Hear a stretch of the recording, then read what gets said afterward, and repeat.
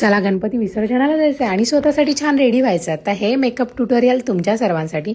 CTM करून झालेलं आहे. माझी स्किन खूप जास्त ड्राय झाली आहे म्हणून क्लिन्झिंग मिल्क केलं आहे, टोनर झालं, मॉइश्चरायझरला छान मसाज देऊन सेटही केलेलं आहे आणि फॅनने मी ते ड्राय करते बिकॉज CTM खूप जास्त महत्त्वाचं आहे. मेकअपमध्ये सिरम यूज केला आहे बिकॉज संध्याकाळची वेळेत ग्लो दिसायला तर हवाच चेहऱ्यावर. आणि मी येते आता माझ्या फेसवरचे प्रॉब्लेमला लपवण्याचं काम करण्यासाठी मी यूज करते करेक्टर.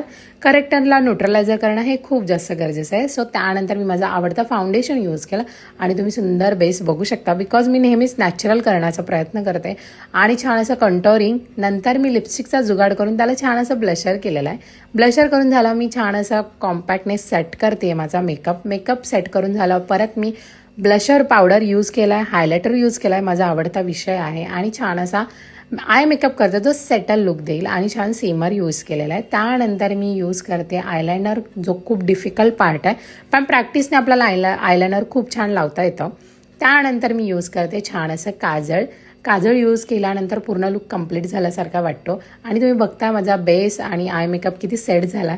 आता यूज करते माझी डेलीच्या वेअरमधली लिपस्टिक जी आहे इनसाईडची आणि ती यूज करून झाल्यानंतर मी करणार आहे मस्कराही खूप छान असा सेट होणार आहे.